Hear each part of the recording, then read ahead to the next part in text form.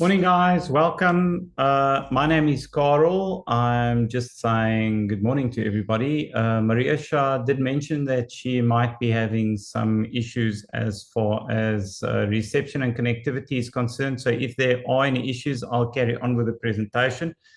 We are just waiting for another minute or so to start, as we see a lot of guys still logging in.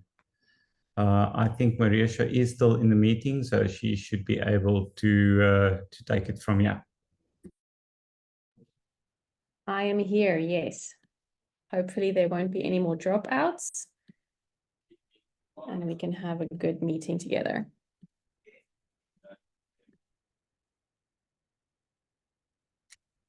Okay. I think the logins have slowed down a little bit, so maybe we can get started. Let's start the slideshow.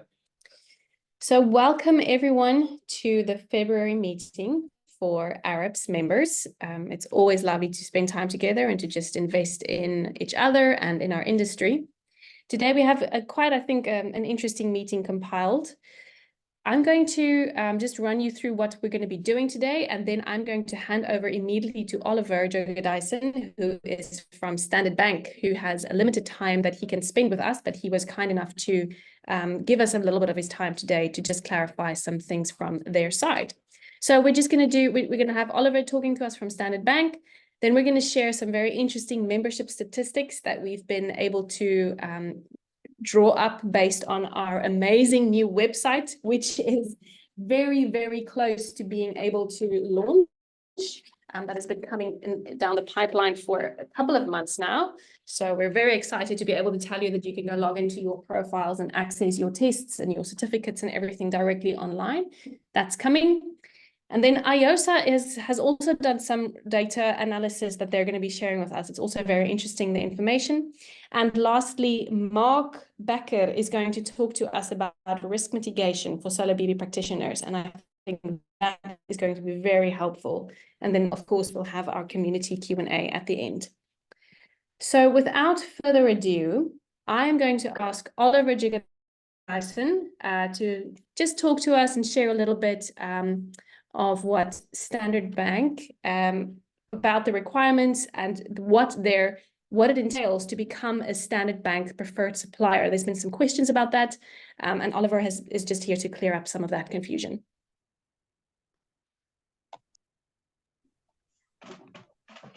Thank you, Marisha. I trust that's my cue to come on. Yes, thank you, Oliver. Okay, fantastic.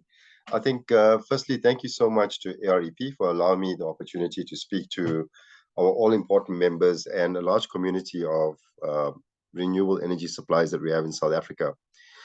So I think, firstly, it's important for me to maybe just lay a foundation of what Standard Bank's strategy is about solar PV and renewable energy. How did we get here? And then we'll talk a little bit about what the requirements are, for becoming a preferred supplier to Standard Bank. And finally, and for those of you who need customers or customers who have customers who need access to finance for the residential installations, I've put through a link on the chat group. It's that https://luxi.co.za solar loan. So if you've got a customer who's looking for access to finance to pay for his system, you're welcome to use that link to allow their client to get access to Standard Bank finance. So without further ado, what I'll do is I'm just going to share a few slides, and perhaps Marisha or Carl, you can just let me know once the screen has come up.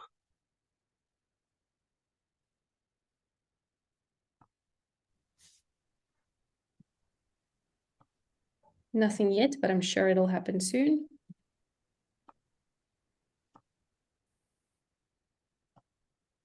There we go, we can see. Okay, fantastic. So, as many of you would know, Standard Bank, we are currently the largest bank by assets across Africa, and hence we've got a large business banking presence. So the requirements that I'll speak about today are becoming a preferred supplier is linked directly to being a supplier for commercial installations for customers. In other words, business owners.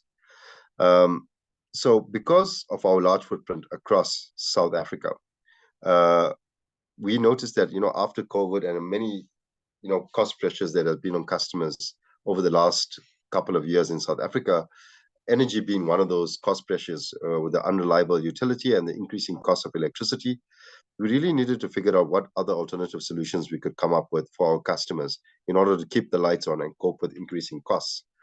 And this is how we established our solar PV, risk appetite or product offering that we have in the market right now. It's very much centered around the free cash flow that a solar PV installation will yield to a customer. So you'll see that golden thread, flow through the couple of slides that I'm going to show you right now. The three drivers, as you know, currently, for many of you would know these drivers globally, is decentralization, decarbonization, and digitization. Of that, favorable economics, unreliable utilities are one of the main drivers in South Africa locally, with the increasing cost of electricity and the increasing frequency of load shedding. Decarbonization, with ESG pressures globally and reduction of fossil fuels being driven for us to create greener sources of energy, is also an important driver for solar PV. And then digitization, when we look at market efficiencies and economies of scale, as we've seen technology improve with battery technology, as well as solar PV technology, and also the cost of solar PV and how it's dropped over the last decade has really made it quite favorable for us to look at solar PV. So the most favorable alternative energy resource that SADMEC looked for business customers right now in South Africa, considering the high irradiation zones we have, was solar PV. So this is just a picture of what the old, grid looked like, with our coal-fired power stations feeding into substations and then going into towns and your rural areas, industrial areas. This slide is quite interesting and shows us, the blue line representing inflation and that yellow line representing the cost of electricity, how it's increased over the last decade or so, more than 512%. So the question is, how do businesses cope with this increasing cost of electricity? And as we've noticed in the news, there's another cost hike that's very quickly coming on the horizon. Now, in South Africa, we love to break records. With our rugby team, we've broken records. Dricus du Plessis has broken records with his MMA, but this is a record that we cannot be proud of. You'll notice in 2023, we've had a record amount of hours for load shedding, and that amount is only, geared to increase going into 2024. Yes, there have been, number of, initiatives that were discussed, but most of those initiatives some of them have encountered some challenges.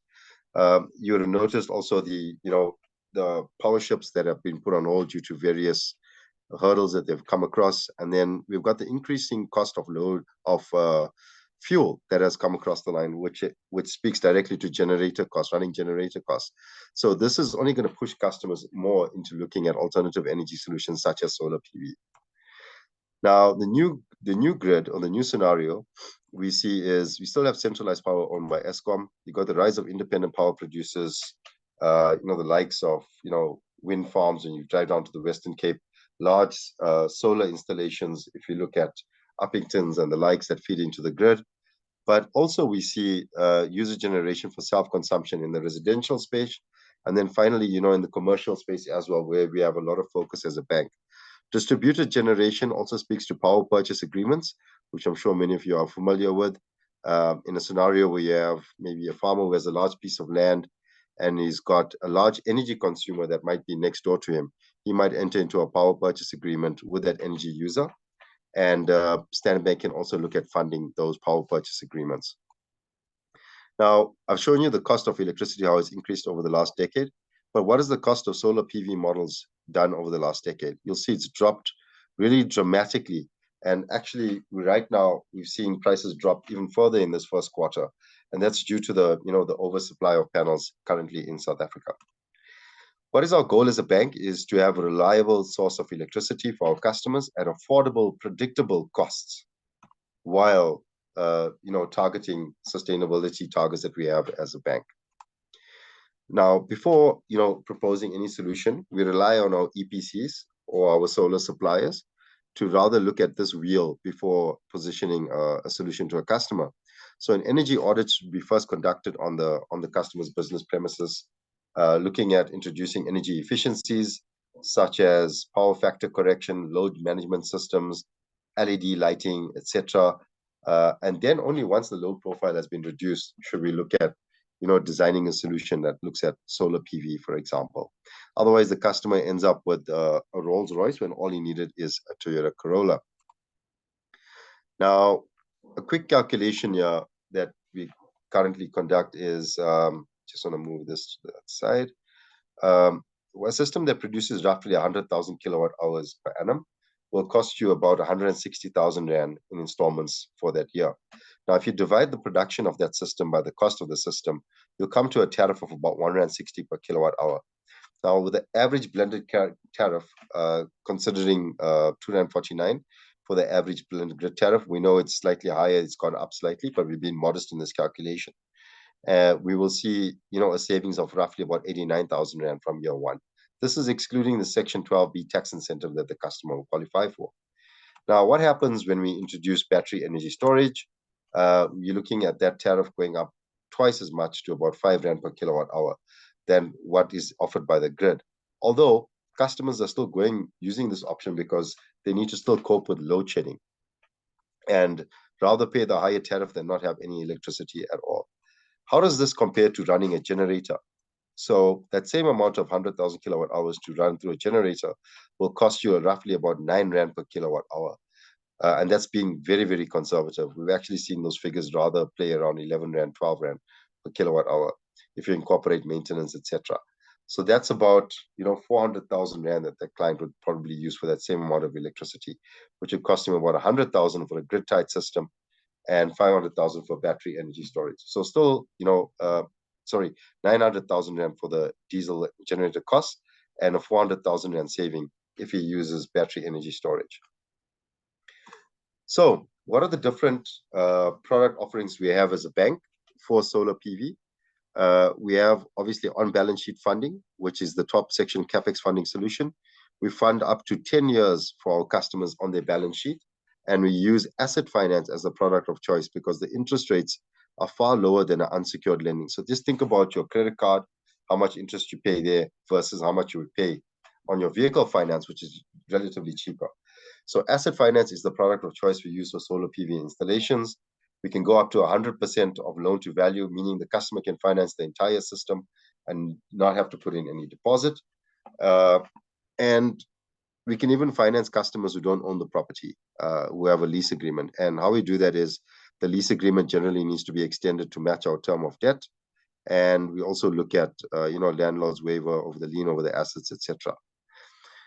An off-balance sheet solution is the power purchase agreement solution I gave you with the example of the farmer with a high energy user next to him. In the example of PPAs, we go up to 70% loan to value and up to 10 years in our term once again. We will do a full due diligence on the off-taker and we'll take cession of the income streams amongst other conditions that we use for PPAs. So that brings us to the end of what our strategy is around solar PV. Some of the conditions that we look at, because of us offering the solution on asset finance, the bank doesn't place a lot of value on the secondary value of a solar PV installation.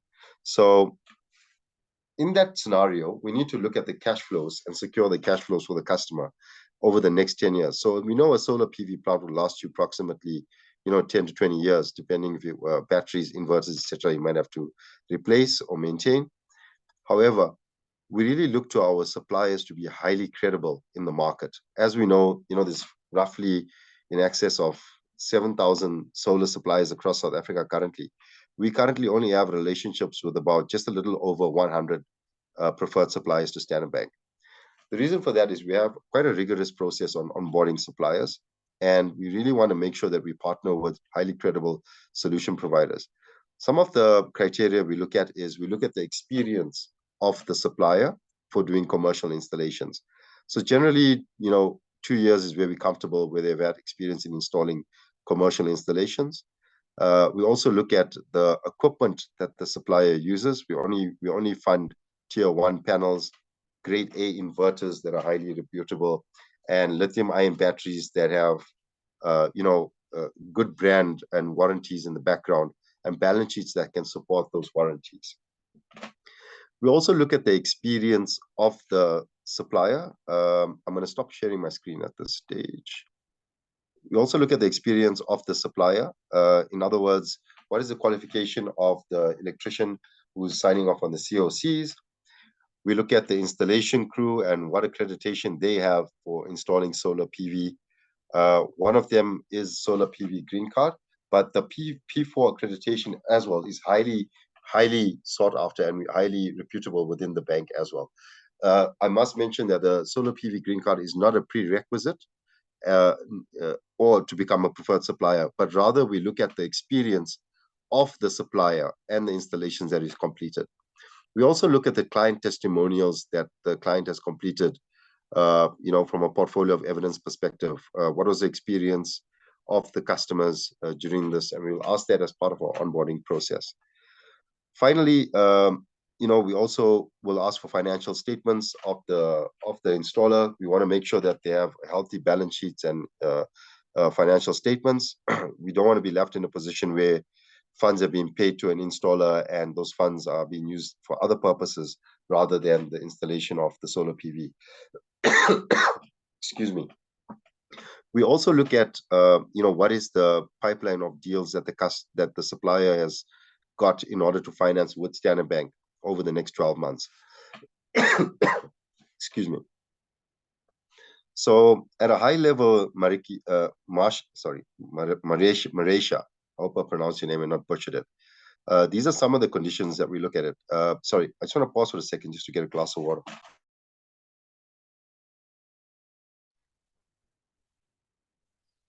Oliver, while you are getting your glass of water, I actually, before you even started, I had a list of about 25 questions. I stayed awake last night and drew up this comprehensive list of questions. And Marisha just informed me that, unfortunately, we have to email all our questions to you. So, yeah.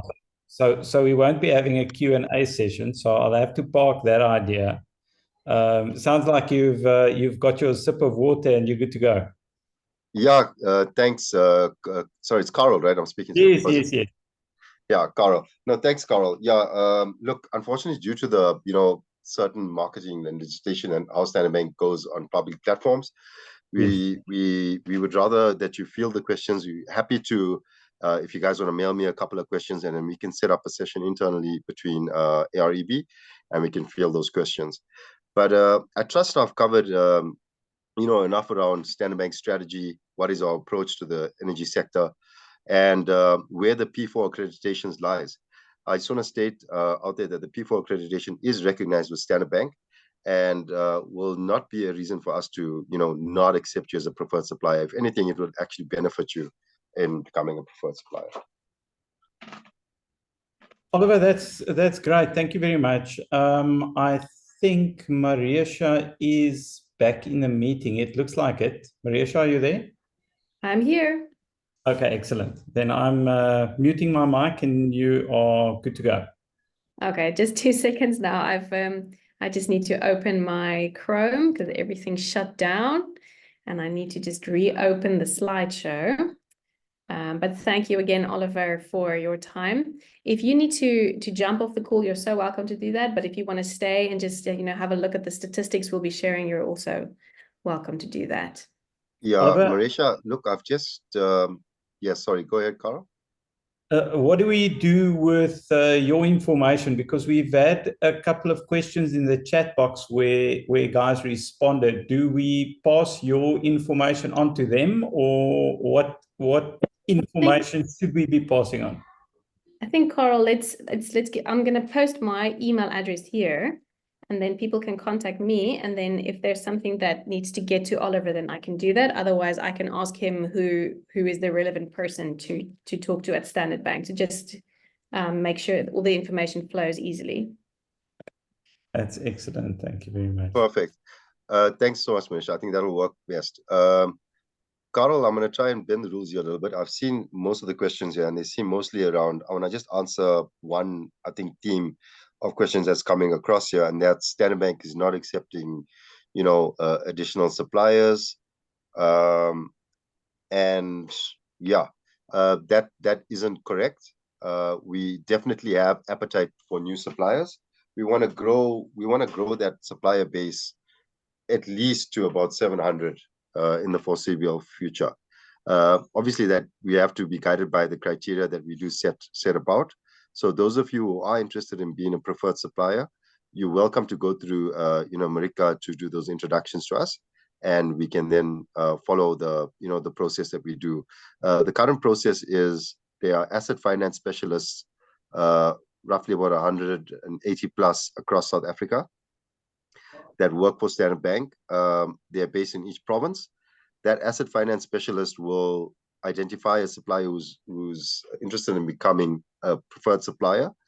They then set a motivation out to their regional manager, the senior manager, who then gets supported and goes up to our head office and our onboarding committee, which we finally make a decision on. Part of that process is you'll most likely have a meeting with myself and as a final check, and then that onboarding continues. So I encourage you, those of you who are interested in becoming a preferred supplier, welcome to reach out to Marisha, who will then pass your details on to myself, and we can then set up meetings thereafter. I trust that gives you a much more personalized, approach rather than, dealing it on a chat room, and we can have one-on-one meetings and set that up. If that helps, Carol, I certainly hope that helps. Yeah, Oliver, that's great. Even if if you prefer the guys rather having access to your regional representatives, we'd be happy to share that information as well, because it sounds like it's going to end up on your desk in any case. We do have a solar PV mailbox that the guys are more than welcome to drop a mail at, and I'll share that details with Marisha, who will share it with your members as well. That's excellent. Thanks, Oliver. Fantastic. Thank you all. Thank you for the excellent opportunity, and I wish you all the best in your business endeavors going forward. Cheers all.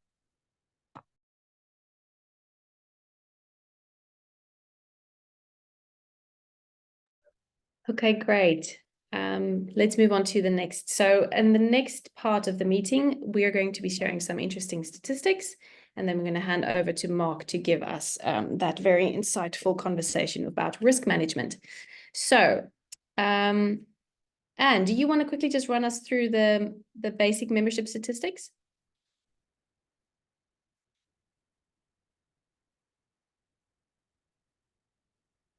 Good morning, everybody. Yes, I'll quickly run you through our statistics. So currently we are standing on 3,596 members in total. I see there's a little mistake with our company members. We are actually standing on 113 company members currently. So we grew quite a bit from last month's meeting. And then founding members, we are on 20 founding members. Also, there 95 individuals completed the P4 accreditation process. So most of them wrote the level 1 and the level 2 accreditation assessments and passed. Then if you would like to sign up with us and register your company for company or founding membership, please keep in mind the membership with the association just does come with a list of benefits. So if you'd like more information on that, please pop me a mail at ann@areprac.org, and I will gladly send you our membership benefit subscription sheet and a quotation if that is what you are looking for. All right, that's it from me. Thank you.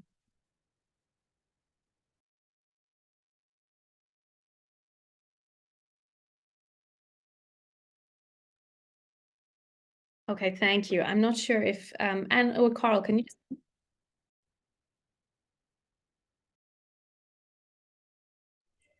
Sorry, Marisha, your line broke up there. Are you still in the meeting?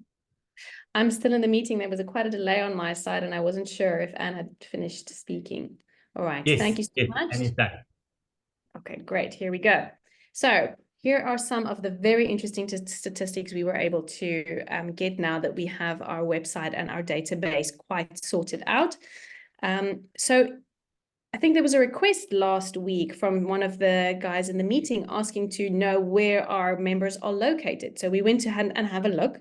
93% of the AREP members, the 3,500 that Anne just mentioned, are located in South Africa, and we have 7% that's across the different countries and the rest of the world. And then we took a look at which province our members are located. So the largest chunk of our members are in Gauteng. You guys are mostly there, which I guess just to say, ask someone's phone. There we go. So the largest group of our members are sitting in Gauteng. The second largest is in the Western Cape, and then we have KwaZulu-Natal coming in at number 3. So that actually, I guess that reflects the economic position of these provinces as well. Not too surprising. Is that all that we had to share? Can you believe that? Okay, so it's just basically those 2 statistics that we drew. I thought we had a little bit more. Sorry for that.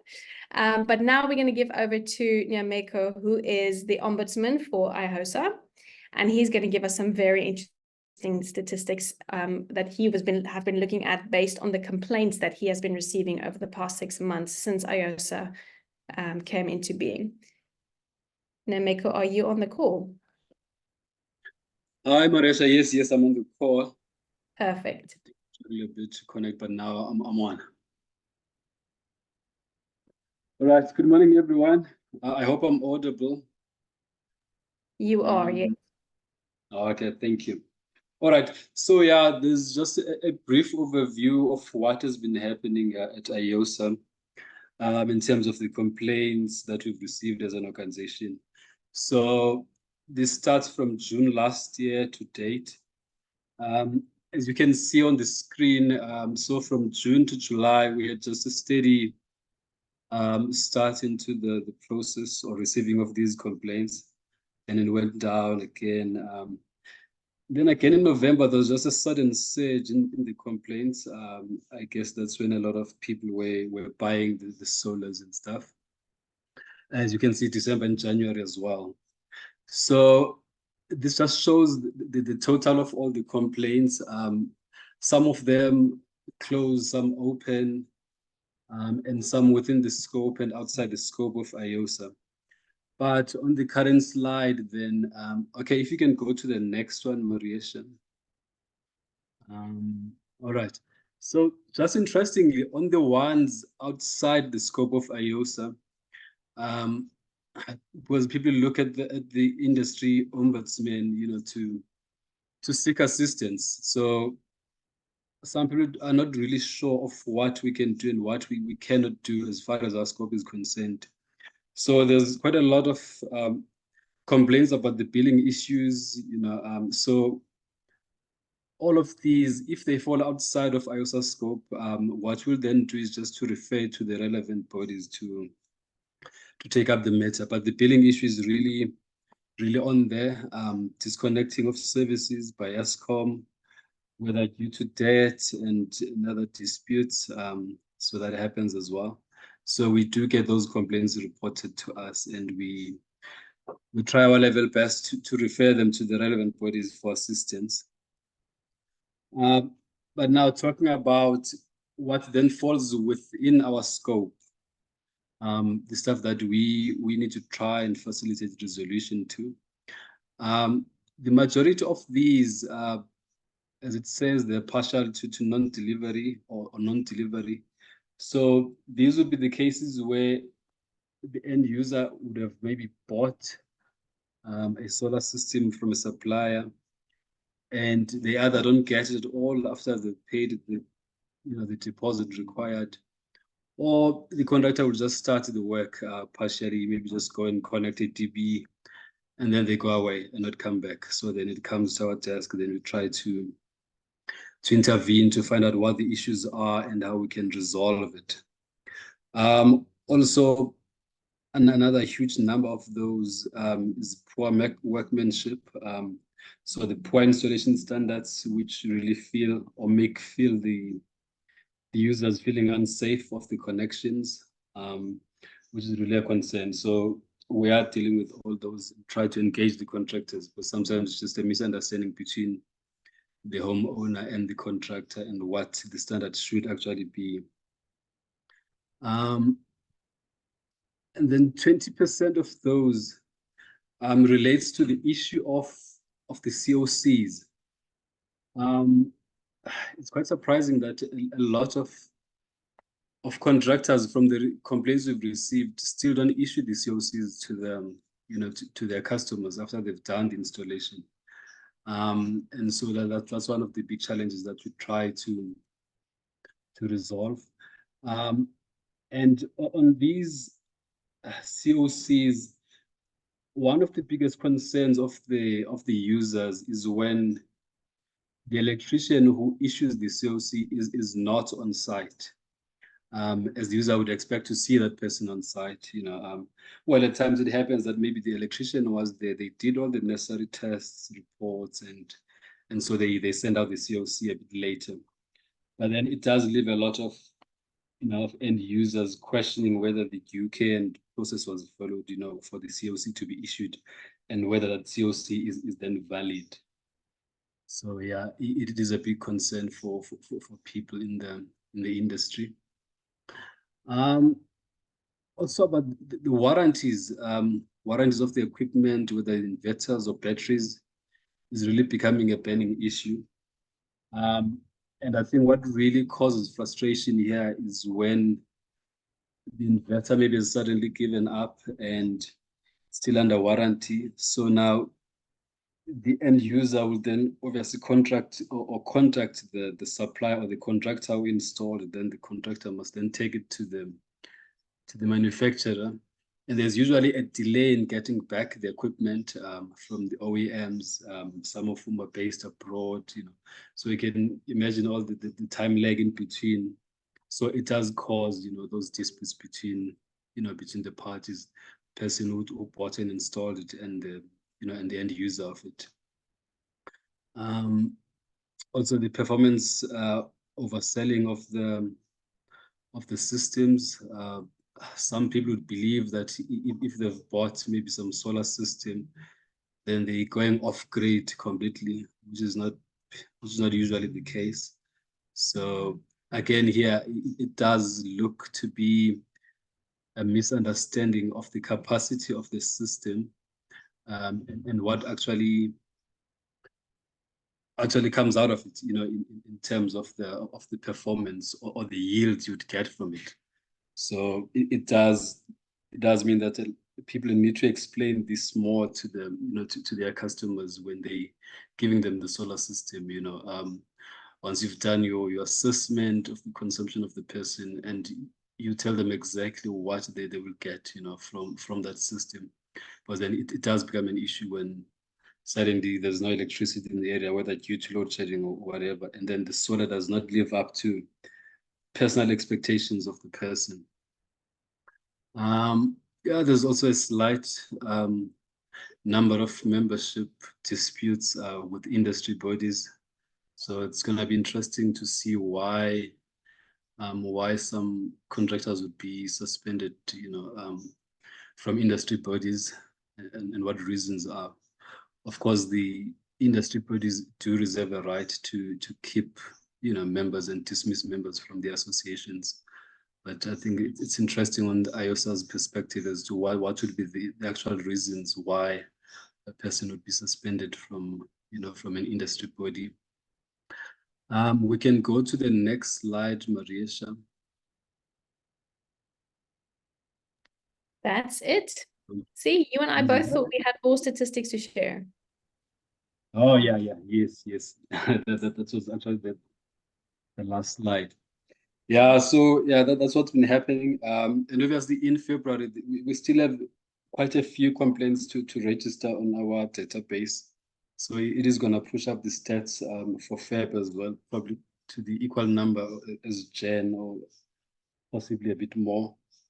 So yeah, we are quite busy with those, and a lot of stakeholders are really engaging with us, which is encouraging, because then we can see where we're moving. We can see which buttons to push and how best to make the industry more secure and work for everyone. Yeah, but yeah, I think that's it from me, Mariesha. Thank you so much, Nemeko. I think two things that occurred to me while I was listening to you is taking this information as people working in the industry and just learning from it. How can you kind of prevent some of these things happening with your clients? Just over communicating, looking at what people have been complaining about and where their issues are, and maybe seeing how you can in your own practice avoid that or mitigate that. But I'm sure Mark is going to touch on a few the important risk mitigation factors. So let me not jump the gun there. And then secondly, if or when at some point Nemeko calls you with someone having lodged a complaint maybe against your business, just keep in mind that Nemeko is he's so brilliant with staying unbiased and trying to really listen to what the practitioner has to say. So he does not, I've seen this from personal experience, he does not just simply take the client's side and just say, but the client is complaining about X, Y, and Z. He really phones the contractor to try and understand what did happen and what do you think the client understood, what is actually going on. And he's been able to clear up some difficult, let's call it emotional situations, because people get very emotional and fired up when these things go wrong and when there's a lot of money involved and when reputation is involved. And he's just a stable, unbiased presence that really helps to solve things. So even if you have a problem with one of your clients, reach out to Nemeko and see if he can't help you sort it out. All right. Let me hand over to Mark, who is going to talk to us. He is the founder and director of MSolar, MSPD Africa. And we asked Mark if he would just share a little bit of his vast experience in the industry with us and just share some knowledge, things that he's seen, things that he's learned, and maybe just give us an opportunity to learn from him. And he was kind enough to agree to that. So I'm going to stop sharing for in case, I'm not sure if you have something to share, Mark. Otherwise, you're just welcome to talk to us and share some knowledge and wisdom. I do. Just thank you everyone for having me, and a quick audio check. Perfect. We can hear you loud and clear. Perfect. I'm going to present my screen. And then let me know if that is coming through clearly. There we go. We can see you. Well, firstly, as I said, I wanted to say thank you very much for the opportunity to be with you guys and present today. While I was preparing for this is probably one of the most not fun presentations I've ever had to prepare for. And as I run through it, you would kind of get the same feelings that I have. But I just wanted to start off the question by asking anyone if they remember these companies, So, and I'll come back to my question in a moment. So as we've just had from Standard Bank, I thought there are two sides to the risks associated with our businesses. The one side, obviously, is the technical side and physical installation side that we've been hearing from the ombudsman on. The other side is the price drop of products in the market that we heard from Oliver from Standard Bank. So, and how do these two things relate to our businesses and the opportunities that we have facing us and the associated risks around that? So what we've seen in this graph is not 100% accurate, but Oliver obviously referred to the increasing price of power and the decreasing price of PV. And in around 2012, when I was personally tracking that, the increase in price of electricity and the decrease in price of solar panels made daytime solar power cost effective, and companies like mine and a whole bunch of others morphed into the marketplace as daytime grid-tied PV became cheaper than coal or nuclear generated grid power. And what I've just noticed in this year, after the dramatic price decreases that we've had towards the tail end of last year, is now on an 8 or 10-year finance, battery stored solar power is now cheaper than nighttime grid solar power. So in essence, looking back over the past 10, 12 years, 2012 was a pivot year for grid-tied solar, and 2024, I think I'll look back on and say it was the year for small business and home energy storage, the pivot away from the grid. So that is the benefit of why we're all here, actually, because in essence, solar and battery power is just cheaper and more reliable than the grid. So I don't need to tell you guys that. So pricing of solar panels in the last 2 quarters of last year from a manufacturer's perspective fell around 60%. And to put that in context, that is like the dot-com crash in the 2000s that rippled through the US, and the 2008 crisis that rippled through the world when we had that massive amount of price reduction of item.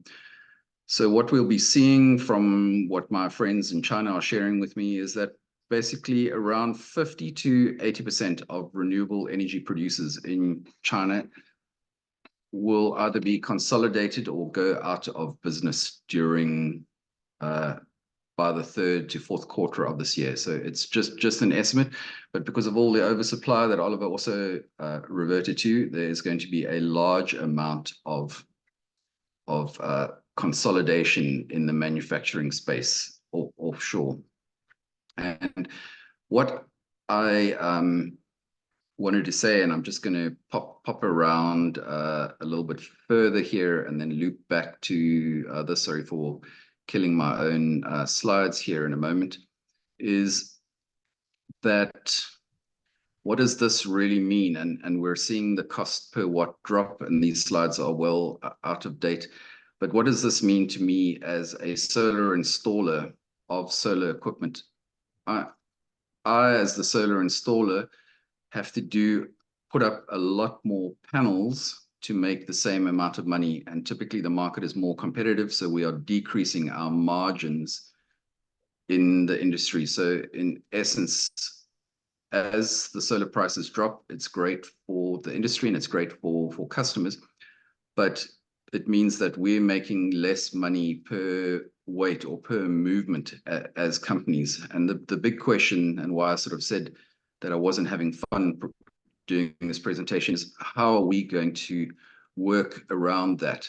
And in relation to the price drop, in other words, if we were selling a 5 kilowatt system for 200,000 and we're now doing it for 80,000, and we hypothetically, maybe in the good old days, we're making 30% profit on that, and we're now making 12% profit, but we're making 12% on 80,000 as opposed to 30 on 200,000.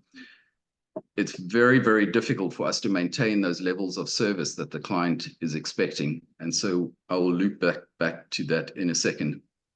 And this graph really was interesting for me to see how the costs have risen in South Africa for business owners in relation to the amount of money that we are generally making. So we spend a lot of time talking about the physical hardware aspects, but this is the business side. And basically, I looked at it as for parallels that have happened before. It's happened in the IT sector. And I asked if you guys have remember those company names. I remember driving around Cape Town, and on the top of all the tallest buildings, those logos were present, but yet none of them are seen today. And how are we going to weather both the boom that the IT sector had, and obviously have experienced a little bit of the after effects of a boom over the past couple of months. But it can be seen in the television side, so you can just basically see it. We're getting much more TV for less money, the same way we did in the, or we are now in the solar power industry. So this is a negative thing, but it's also a huge positive thing. As prices decrease, so the adoption rate on any market naturally increases. And in my opinion, as the prices drop, we are going to be getting out of the top 1 or 5% of the market and moving into the broader space. And is that cool? Can you guys still hear me? Sorry. We can, yes. Okay. So the negative portion is that, in essence, what I'm seeing is that we are going to be making less margin per transaction, but there is scope for, you know, hundreds of thousands of more transactions to take place. So this was interesting for me to do a cross correlation between smartphones. Obviously, in the year 2000, there was one guy. They were obviously 1% of the market had smartphones, and obviously now the majority of us do. And if I look at the IT industry and you look at televisions and communications, it's more than likely going to be the same for solar over the coming 20 years. So that is the massive opportunity that we have while doing it on diminishing margins. So that for me is probably the opportunity and the risk that we face as business owners and installers of solar power, how we are going to transition what we're in still the early adoption phase in the market to moving down the tiers to the mass adoption phase of solar. So that basically for me was around our market and the opportunity. And then I just wanted to chat a little bit, and it was nice to hear the Ombudsman talk about the market and its expectations. And I kind of like to draw analogies between our market and the IT market, because typically what a client says to me is, I've spent 200,000 Rand on the solar system and I've got no power and I need you here, 5 minutes ago, and you are responsible just to swap and replace everything. And I was speaking to a guy over last December, and he said, yes, we were an IT company and we did mission, and the client always says, obviously their power is critical to them. And the guy said, yes, when, I couldn't understand that between the 25th of December and the 1st of January, I couldn't get hold of you. My power was down and, you weren't available and I didn't get a replacement and or service from his expectations perspective. And typically the client always said to me, and I'm just wearing, my days when we were installers, that, I've given you the 200,000 Rand, and in essence, in his mind, I have it in my pocket. It's not his perception that, generally speaking, you gave, 100,000 of it to the solar panel manufacturer and 50,000 Rand to the inverter guy and 30,000 Rand to the battery guy and the rails and so on, and then your staff. And if you have, at the end of the financial year, if you have 1% left of that money, then after tax, it's a lot. So what the guy said to me, yes, we respond and we have, we manage the whole pile of hospitals. And I asked him then, for that mission critical installation in the hospital, because the hospital couldn't go down, what did you have to do for the client? And he said, well, we installed a second set of computer equipment on site. We had an off-site center, so that basically if there was a failure on site, we'd have a failover to the second set. If there was the second set failed, we'd fail to an off-site scenario. So then I asked the client, well, what did you pay for that? And he also said that they would be there within 24 hours to replace any failed equipment. So he said for that service contract from Hewlett-Packard at the time to a state hospital, it was around 35% of the value of the equipment per year for that level of service. So then I asked the client, well, how much have you given us? And then you can see where I was leading the witness through the conversation. He said, well, obviously I haven't given you anything. And then I said to him, if your power is so critical, how come you didn't install a second system? If you get what I'm trying to say. So that's really the expectation of the market, as the Ombudsman was saying. They've given the money, and in essence, they expect instantaneous replacement of everything. And I just thought then we'd delve into a couple of case studies to see how the industry is.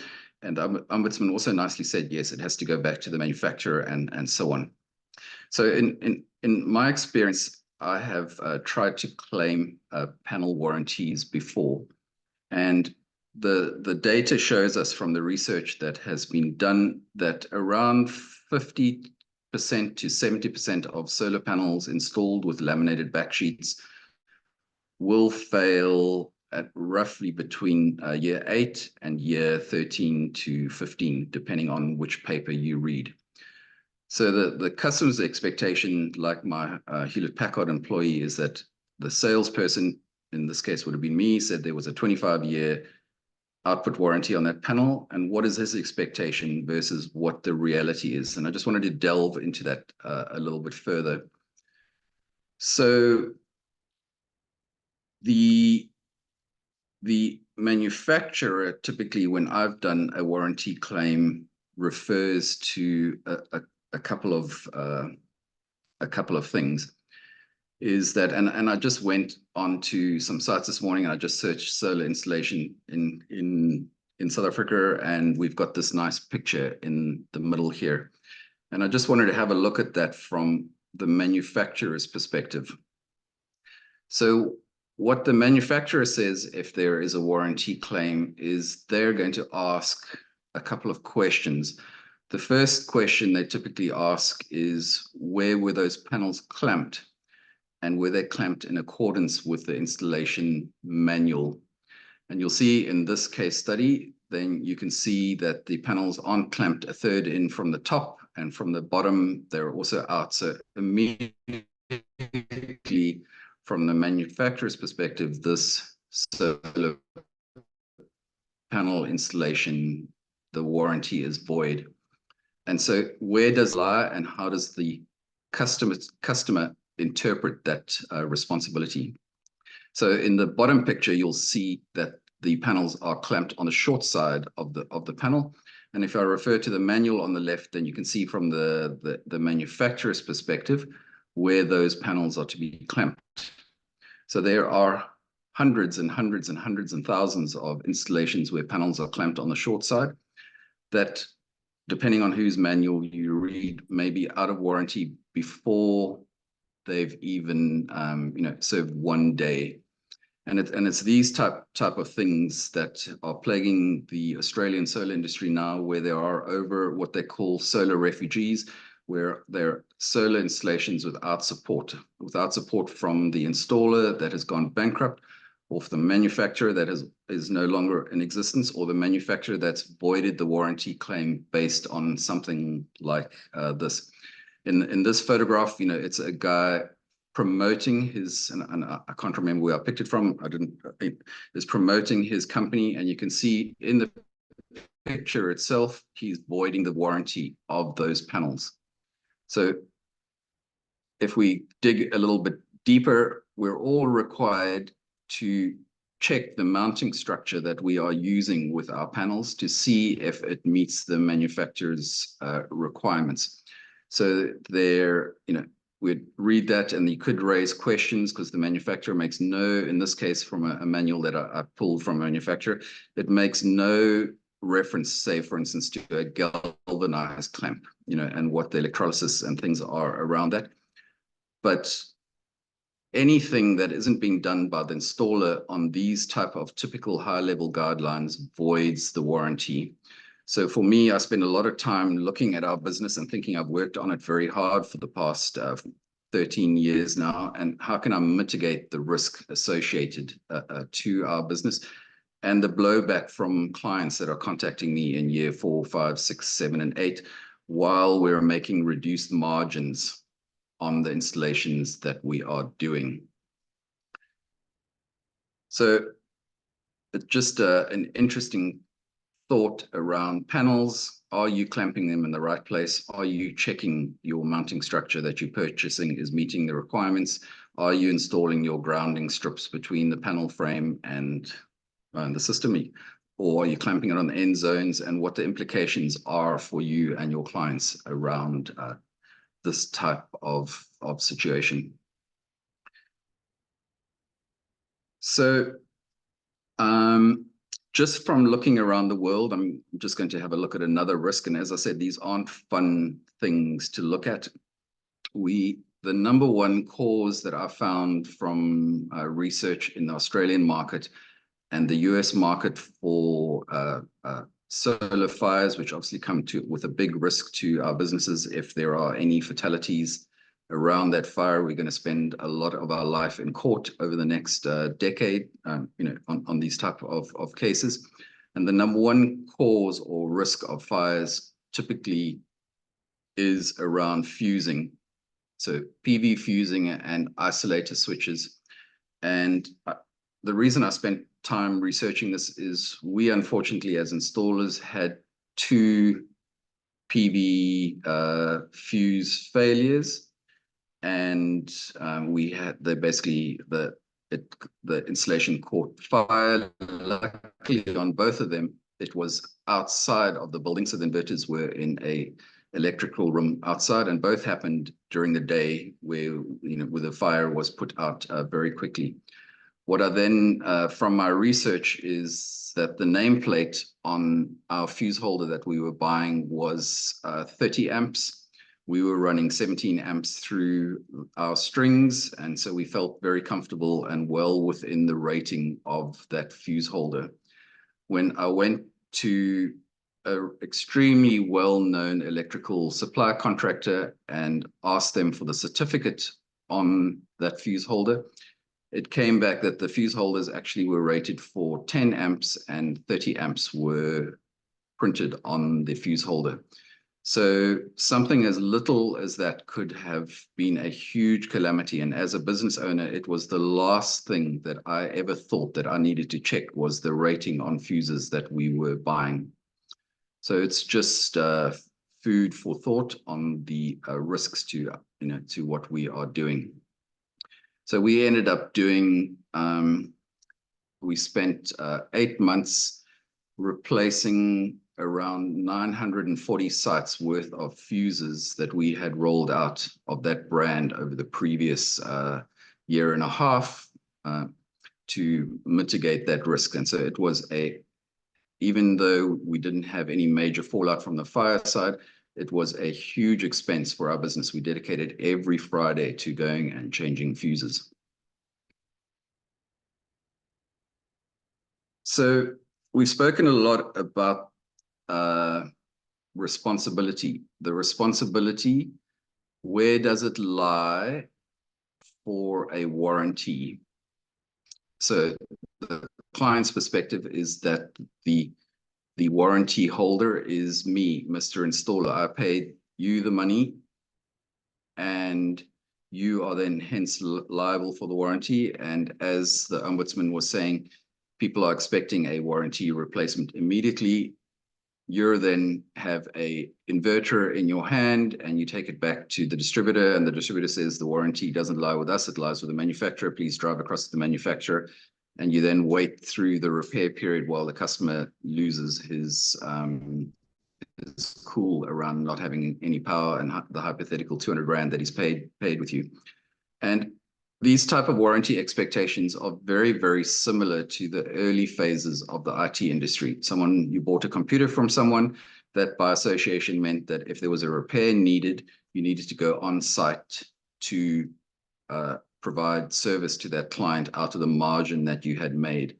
And while margin shrunk, which is what we're obviously experiencing at the moment, and overall profitability struck, the industry changed from the only service providers that are left in the marketplace in the IT industry now are people who are selling service or service contracts for 30% of the value of the equipment. They don't necessarily even care about selling the equipment. Whereas at this stage, us as installers make the majority of our money out of the equipment. And anything that you buy as a customer that doesn't have a service contract is on a carry-in basis back to wherever you bought it from.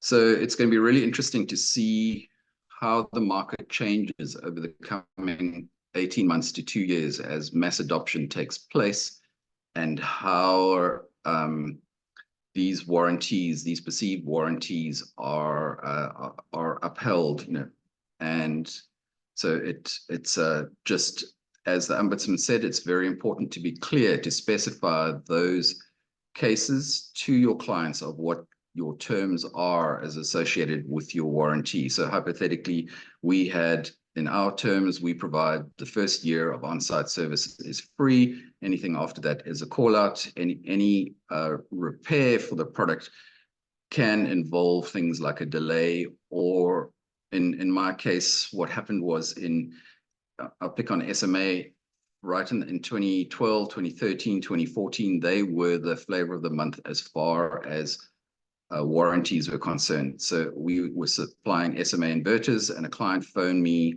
in about 2018, 2019, saying, his inverters failed. And I sort of looked at the invoice and I thought, oh, thank goodness it's past 5 years. It's not my problem. So the client then said, well, I went online on the SMA website and I bought a warranty extension for that inverter. And what then ensued kind of opened my eyes both on the warranty on inverters and panels. So on the inverter side, the manufacturer said, send the inverter back to us in Germany. So it's about 2,000 euros to air freight an inverter to Germany. Once it was there for X number of months, the manufacturer said, fine, you can come and collect it, which was roughly another 2,000 and some clearing fees here. And a new inverter at the time was around 20 to 30,000 Rand. So these warranties that we look at, we have these very, very long extended warranties on batteries. They are 10 years long. And we're just blanketly giving the client a 10-year warranty. But when I open a manufacturer warranty document, it says a whole pile of things like if the humidity level is high, there's no warranty. If the temperature exceeds X, Y, and Z in that area, there's no warranty, and so on. So these type of things, when we write on our proposals and quotations 10-year warranty, it carries a large amount of future risk to us as installers. And it's just something that we need to think about. And as I said, this is a miserable presentation to do, so thank you guys for bearing with me. It's not fun things to look at. Is that we spend a lot of time in the market at the moment focusing on inverter certification. So we all know obviously about the NRS certification and the City of Cape Town's list and approved inverters and so on. But in other markets around the world, there is also the same amount of effort goes into battery certification, which doesn't exist in our marketplace. So there is no, apart from an SDS certificate, a safety data sheet that you need to get it into a container, which is nothing more than the contents. Like when you look at a Coca-Cola bottle and it says it's got so much sugar, so much sodium, etc.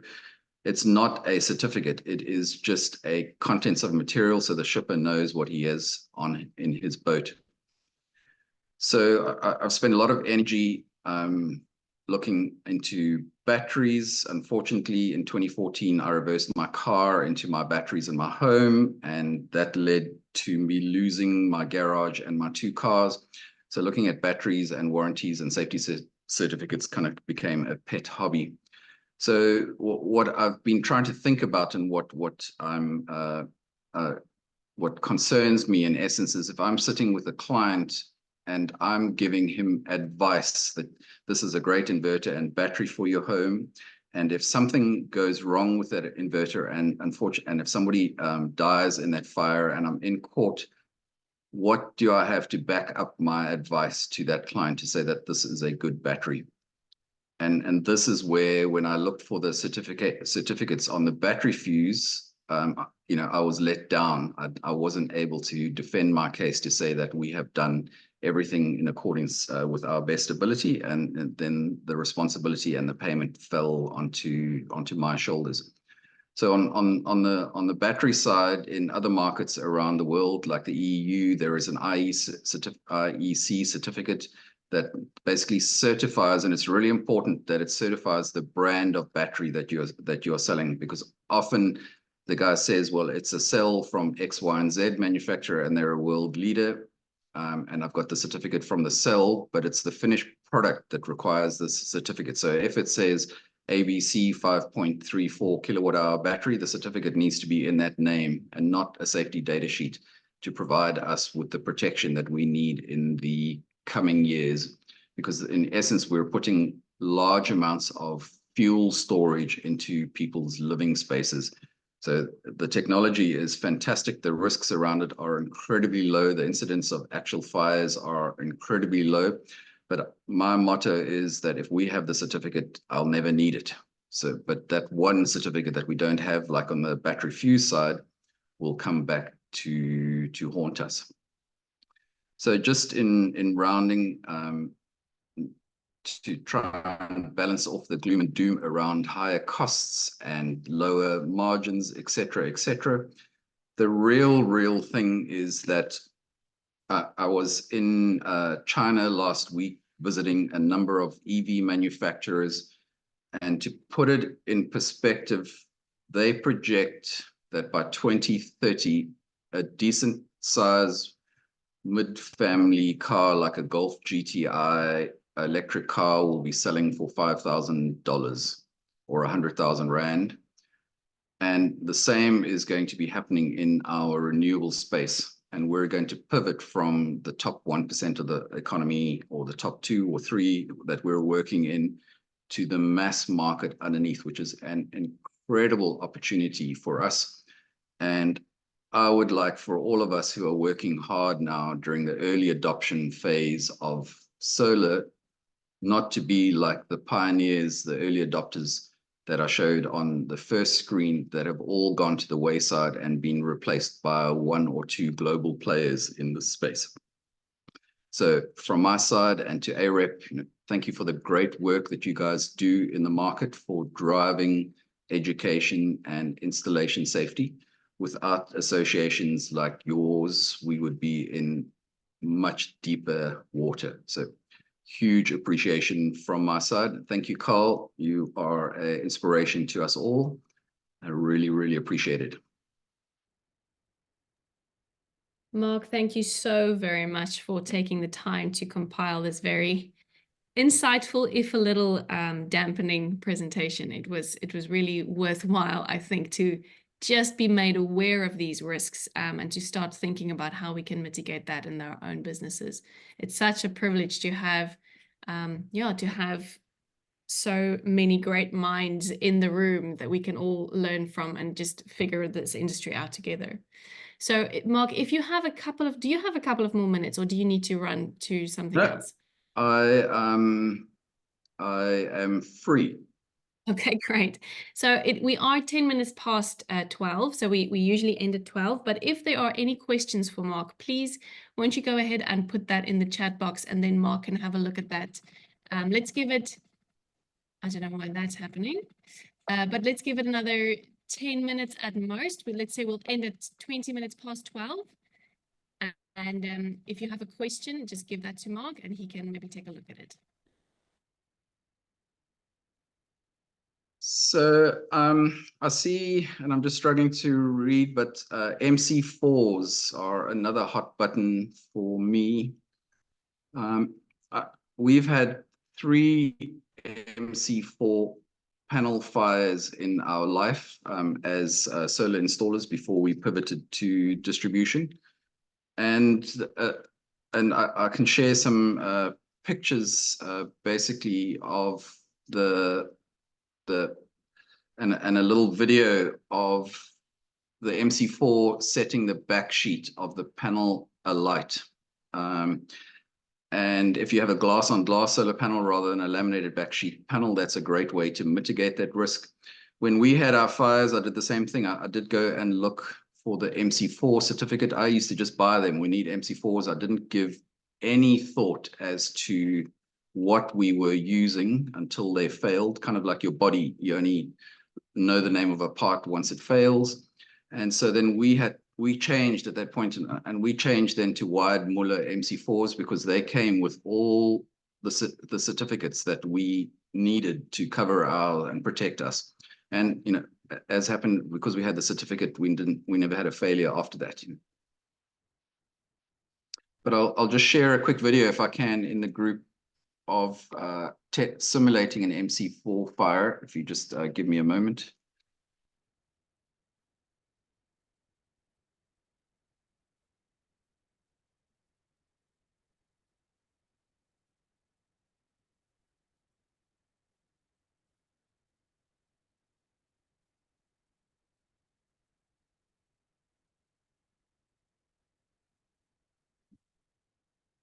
Sorry, 1 second. I'd like to take the up.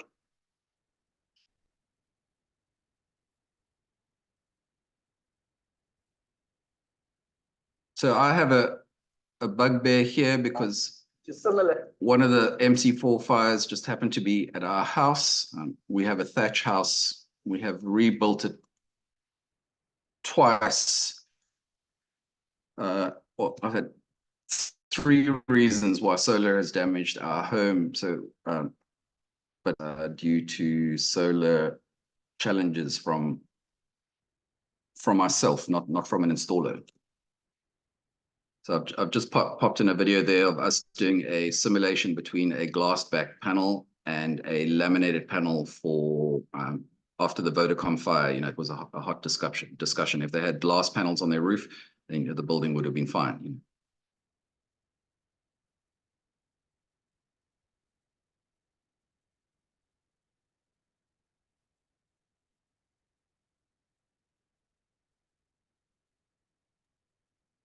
I'm just trying to see if there are any other questions.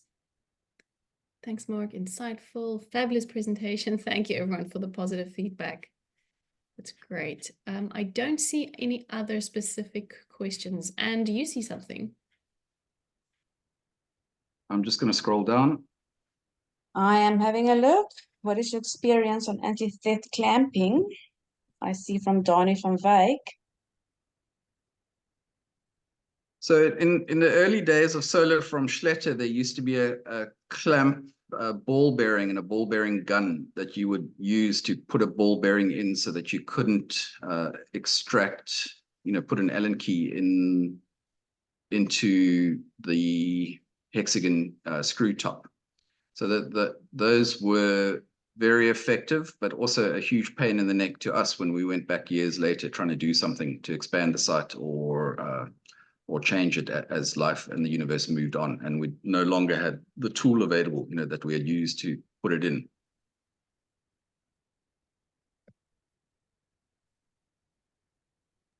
That's interesting. So our later option was to take Pratley's putty and just fill the hole in, and if we needed to, we could drill it out. And you know, Pratley's we could find anywhere rather than the expensive tools required for that bolt. And the Pratley's putty is a simple but great deterrent. You know, you're going to get on site and it's going to be much more difficult for you. But just some war wounds, you know. Sure, that's interesting. Okay. Great. I don't see any more questions, and we are 1:15. If you do have another question, you're welcome to email it to me, and then I can see if I can't forward it to Mark if I need some advice from his side. Remember, I'm just going to put my email address here again. And then that is probably it. Thank you again, Mark. We really appreciate your time. I do see one that Benton just dropped. I'm not sure if Mark quickly wants to have a look at that one. So what about what I liked about the Wired Muller MC4s, and we don't sell them, so I'm punting someone else's product, is that they don't require crimping. You basically just insert the cable in, and it does all the magic for you. And that really gave me a sense of comfort as the business owner that I wasn't going to be held up by one poor connection done by somebody at sunset, you know, not their fault, but you know, stressed and late after doing 900 of them in one day. So that really improved our MC4 ability. I will share the photographs of our panel fire just with you. You know, you can share them out and just for education purposes. Perfect. Thank you, Mark. Okay, let's close off the meeting. It was very productive. I think it was very insightful. Yeah, I'm sure we'll all have lots of food for thought after this conversation. If anyone has any other questions, please reach out to me. I can put you in contact with the right people. And then we're looking forward to seeing everyone again next month, last Thursday of March at 11 o'clock. We will be back to discuss more interesting things. Thanks, everyone, and have a lovely day. Thank you Thank very much, you. everybody. Thank you, Mark. Thanks, Marisha. Cheers, Mark.